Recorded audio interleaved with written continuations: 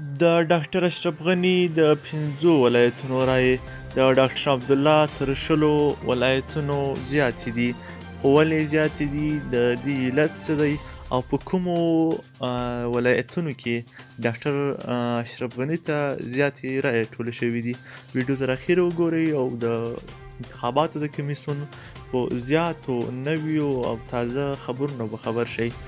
د ولسمشر غني یو ویان شاه حسین مرتضوي په خپله فیسبوک پاڼه او ټویټر کې لیکلی دي چې د اشرف غني د 5 ولایتونو بایومټریک رایې د عبدالله د 10 ولایتونو تر بایومټریک رایې زیاتې دي. شاه حسین مرتضوي د یوازې معلوماتو په نوم دغه پوسټ کړی دی چې لاندې یې پکې لیکلي دي: په کابل، ننګرهار، پروان، دایکنډي او جاغوري کې د ولسمشر غني یوازې بایومټریک رایې د ډاکټر عبدالله د 10 ولایتونورایو څخه زیاتې دي.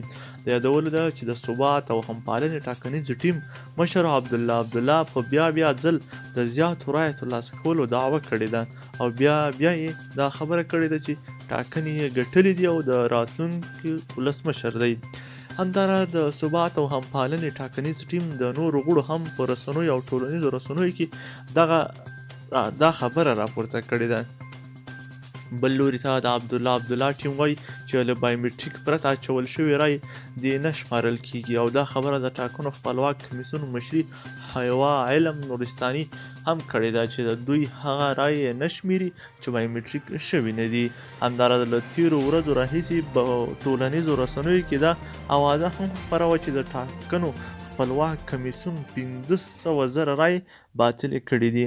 خو وروسته دغه اوازې بې اساسه وګڼل شوې او د ټاکنو خپلواک کمیسیون رئیس یې وویل چې دغه اوازې له جعلي فیسبوک پاڼو خپرې شوي دي.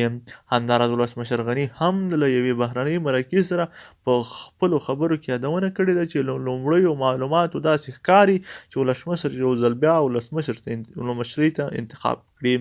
دی او د راتلونکي 5 کلونو لپاره به هم د افغانستان ولسمشر وي. هغه همداراز دا هم ویلي دي که په ټاکنو کې بریالی نه شو نو بیرته به خپلې استادۍ ته وګرځي.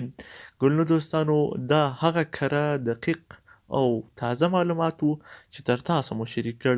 د لا ښه، کره، تازه او دقیق معلوماتو لپاره زموږ ټاپ پښتو نیوز چینل سره سبسکرایب او ویدیو له ملګرو سره شریک کړئ. مننه.